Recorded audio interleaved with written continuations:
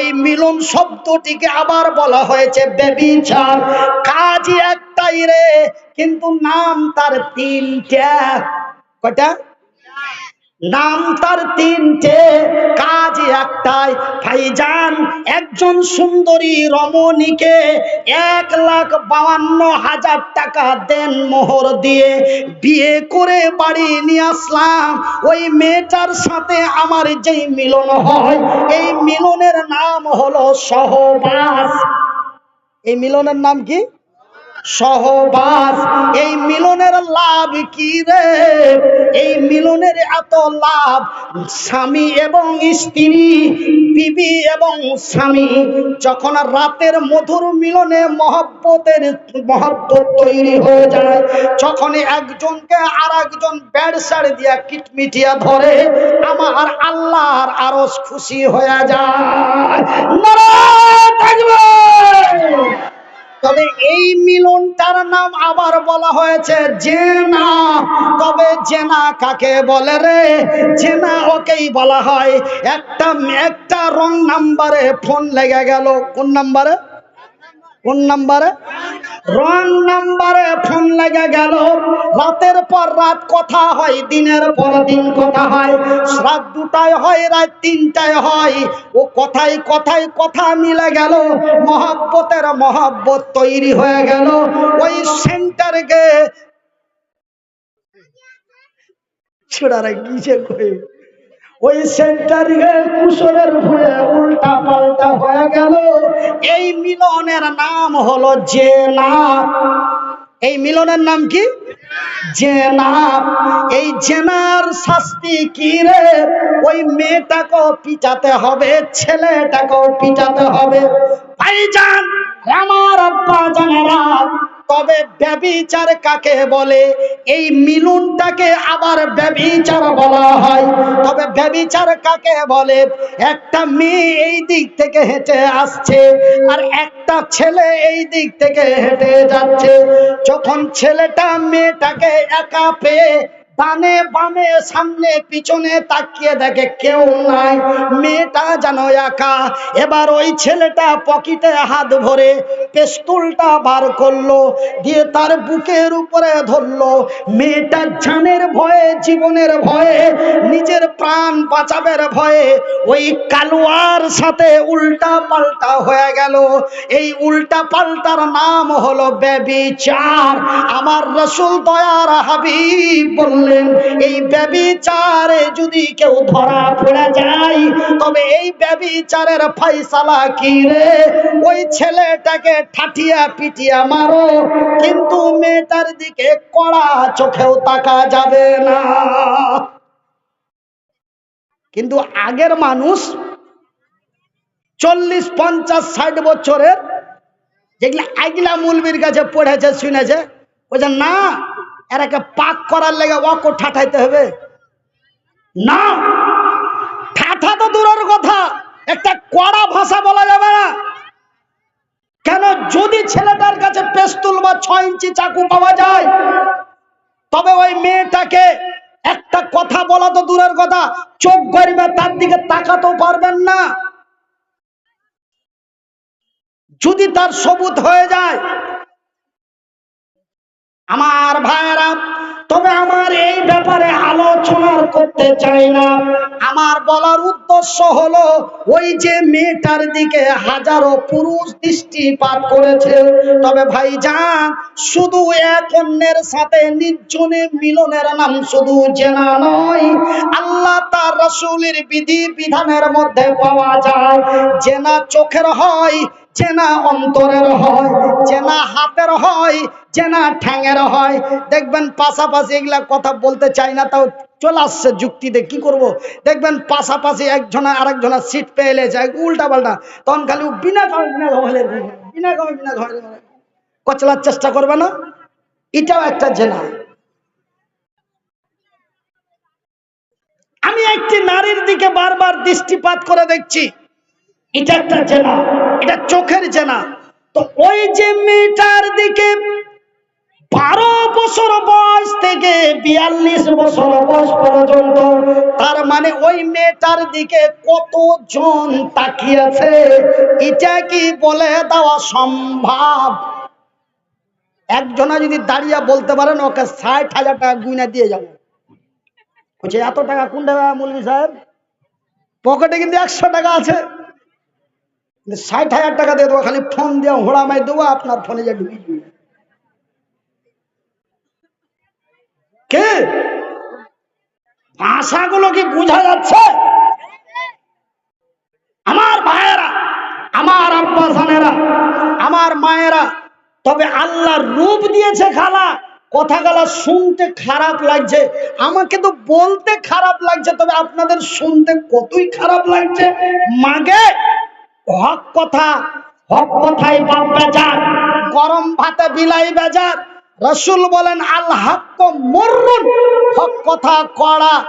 নবী বলেন সাহাবীরা রে, যদিও মানুষের গায়ে লাগে, যদিও মন খারাপ হয়, ছোট মৌলবীটাকে নিয়ে আসিস না। যদি রাগ করে আর ছোট মৌলবী থেকে যদি রাগ করে তোকে কোনো জায়গায় কেউ ধরে মেরে ফেলে দেয়, তবে তুই বিনা হিসাবে আল্লাহর জান্নাতি, কিন্তু হক কথা বলতে ছেড়ে দিস না।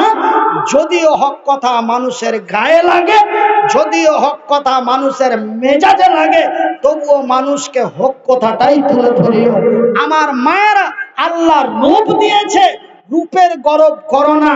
আল্লাহ জৈবন দিয়েছে, অপচয় নষ্ট করো না। তোমরা অতি মূল্যবান বস্তু, তোমাদেরকে খুঁজতে হয়। খুঁজতে হয় না? ছোঁড়ার লেগে ছুরি খুঁজে না ছুরির লেগে ছোঁড়া খুঁজে? লোকাল ভাষায় বলছি কি ভাই? ছেলের জন্য মেয়ে খুঁজে, তবে দামি জিনিসটাই খুঁজতে হয়। তবে তোমরা হলে অতি মূল্যবান, তোমরা দামি জিনিস, তোমরা নিজেকে নিজে নষ্ট হয়েও না, আর না হলে জাহান্নামের ভিতরে এমনই শাস্তি তোমাদের হবে। মা গো, তোমরা যে আমার মা, আমি যে তোমাদেরই সন্তান, তোমার পায়ের নিচে যে আমারই জান্নাত।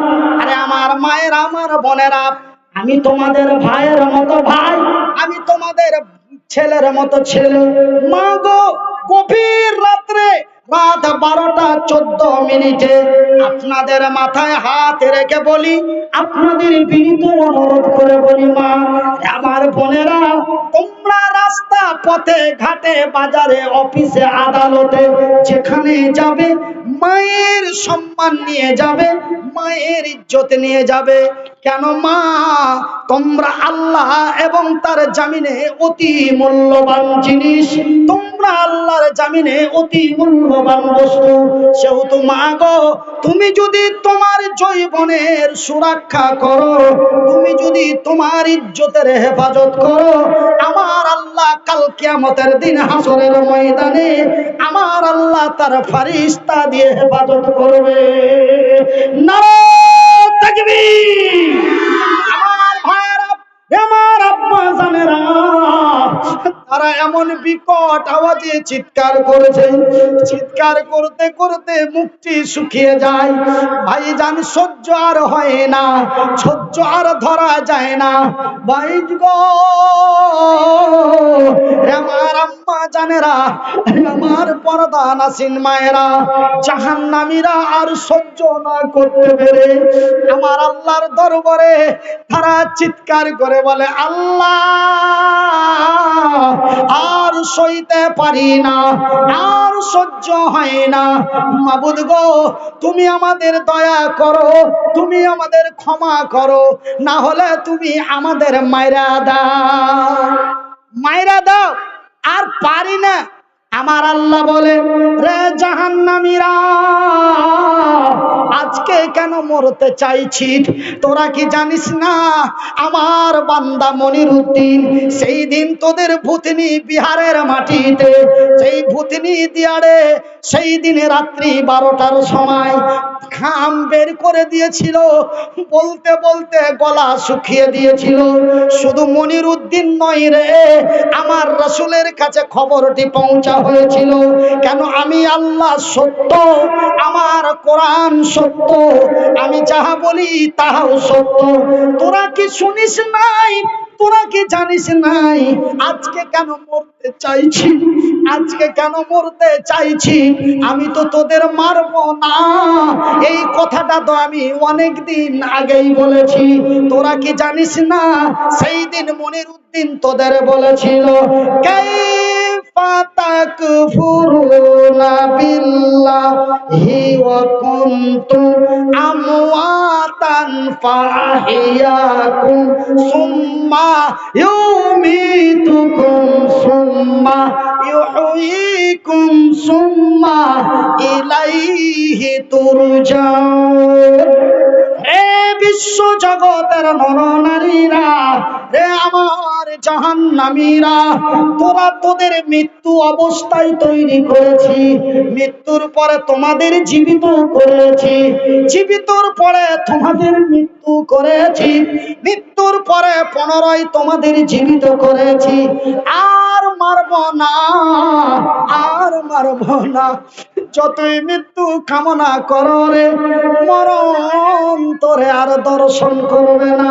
মা গো, এখনো সময় আছে, বোন রে, এখনো সময় আছে। আমার আল্লাহর অতি দয়া, আমার আল্লাহর অতি মায়া। নিজের কথা কি বলবো? আমার ওই শওকত আলী না কি নাম ছিল তোর,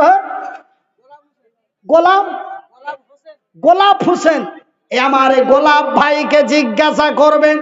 আজকে পকেটে 2টা মোবাইল, আজকে বাড়ি গাড়ি নারী, লক্ষ টাকার মালিক।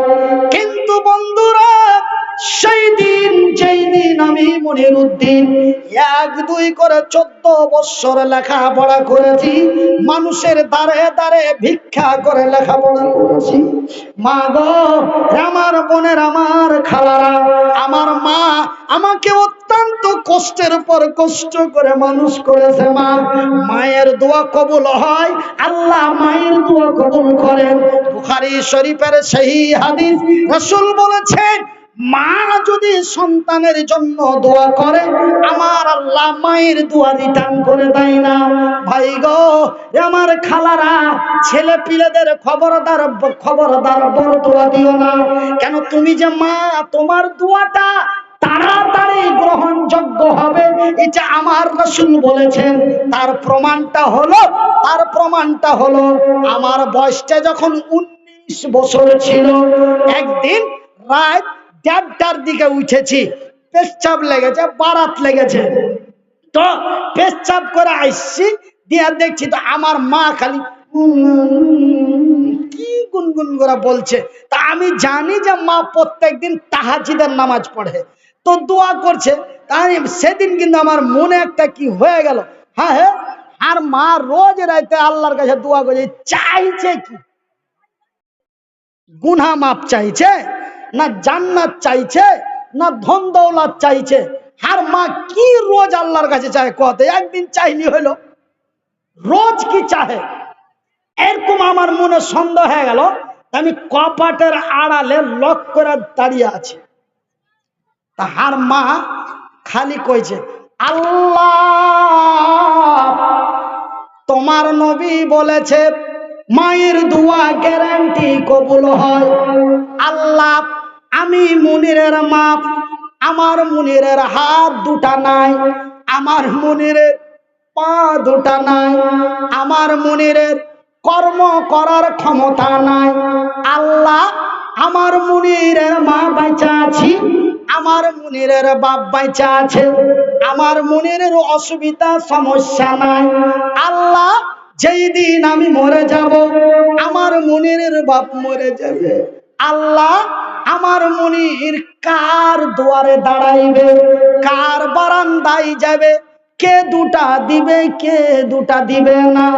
ওগো আল্লাহ, রাত 2টার সময় তোমার দরবারে হাত তুলে বলি, আল্লাহ, তুমি আমার মুনিরের নিরাপত্তা করিও। আল্লাহ যে মার দোয়া কবুল করে এই প্রমাণটা 2008 সালে আল্লাহ দিয়ে দিলেন।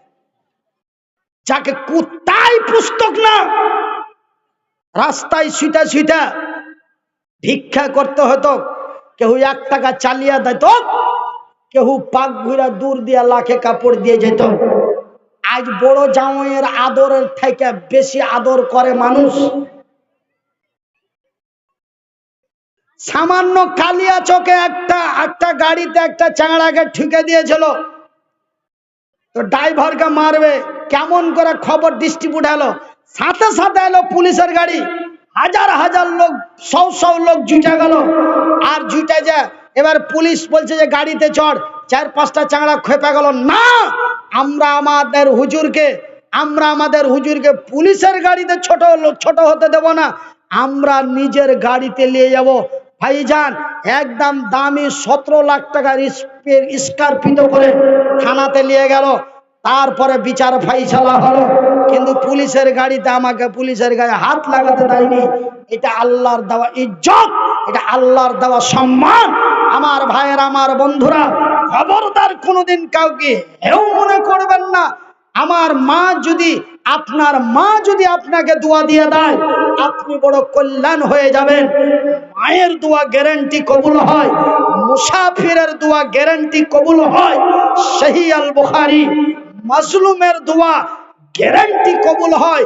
সহিহ আল বুখারী। আমি মুসাফির, আজকে বিহারের মাটিতে আছি, কালকে মুর্শিদাবাদ চলে যাব, তারপরের দিন নদিয়া চলে যাব, তারপরের দিন কলকাতা হাওড়া চলে যাব, তারপরের দিন আবার কৃষ্ণনগর নদিয়া, তারপরের দিন আবার ইন্ডিয়া পার করে চলে যাব বাংলাদেশ। প্রত্যেক দিন সফরের হালাতে আল্লাহ রব্বুল আলামিনের দরবারে দোয়া করব।